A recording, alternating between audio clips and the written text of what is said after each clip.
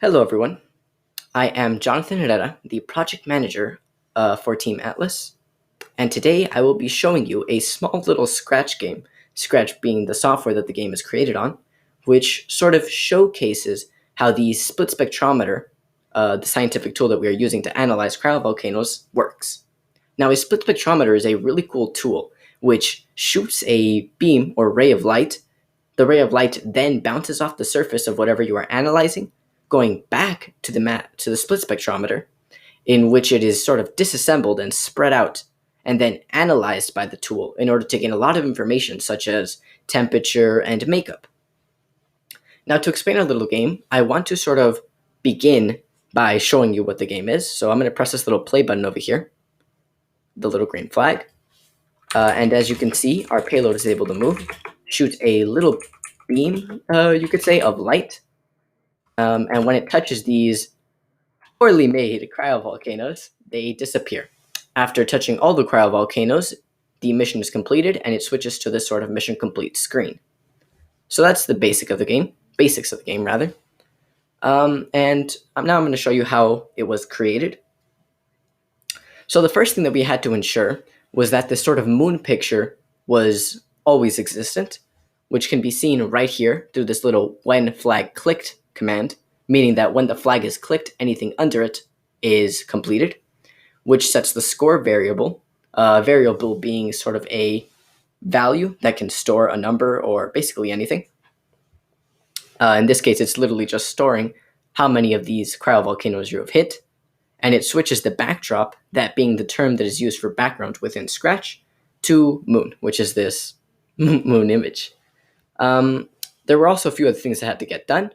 The first was the creation of our little payload unit over here.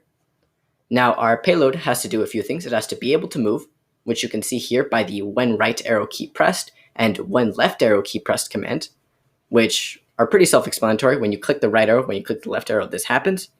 And it basically changes the X value by 10 or negative 10, allowing this block to move. When the flag is clicked, therefore when the game is started, it ensures that this image is shown, and you can kind of see the show and hide commands over here. So when I click the hide command, it disappears. When I click the show command, it reappears, which is fairly important because you would want whatever units you have on this little map to be shown. It then sets its value to x16 and y136, which is just a random number. It just basically means that if, let's say I had it over here, when I press the play button, it'll immediately teleport back to its starting position.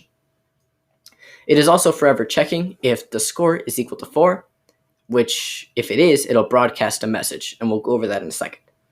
Now onto the laser. The laser is also fairly simple. When play is clicked, it hides it to ensure that you cannot see it. It then goes to the back layer, meaning that it'll be behind this payload when it appears. And in order to actually use the laser, you would press the space key, shown by this little space key pressed command, in which case it will go to this concept, this little payload, meaning that they will have the same position. It will then create a clone of itself, sort of like duplicating itself onto the payload. It will then show itself, and we already went over the show and hide command. Finally, it will glide for 1 second to its X position. And remember, X position is left to right, while Y position is up and down. So its X position will remain the same, but its Y position will actually decrease by 200. So what this is making it do is sort of just glide downwards. As you saw when we press the space key, it sort of moves downwards. At the end of its travel path, it'll just hide itself to kind of disappear. So that's the laser, pretty basic stuff. And then we have our cryovolcano. Again, not the best cryovolcano, but you can kind of tell what it is. So when the play button is clicked, it hides itself. It then creates a clone of itself 4 times, as you can see by this little repeat command, which is why every time there's just 4 different cryovolcanoes. Then there is this when I start as a clone command, meaning that every time one of these is created, individually it will run this code. So it shows itself so that you can actually see it on the map. It then, and this little section of code right here, is just basically setting it to a random X and Y between negative 240 to 240 and 60 to 180. which is why you can see that these are sort of randomized every time you click the play button. It then forever checks if it is touching the color red, and this color red is the exact same one as the laser. And if it is, then it will change the score by 1, meaning it increases it by 1, and delete its clone. So you can kind of see that when we're playing the game. When this laser touches one of them, it deletes itself, and we gain a score. Now, once you have hit all the different payloads, once you've hit all the different cryovolcanoes, it will go ahead and broadcast message 1, as you can see over here. If score is equal to 4, then the program will go ahead and broadcast message 1. Now, when message 1 is broadcasted, a few things happen. Firstly, you can see over here, when I receive message 1, it hides our payload, meaning that it will not be shown anymore. It also goes ahead and hides our laser, just as a sort of double check to make sure that it is hidden. And there's no need to hide the cryovolcanoes because, well, they've all been deleted.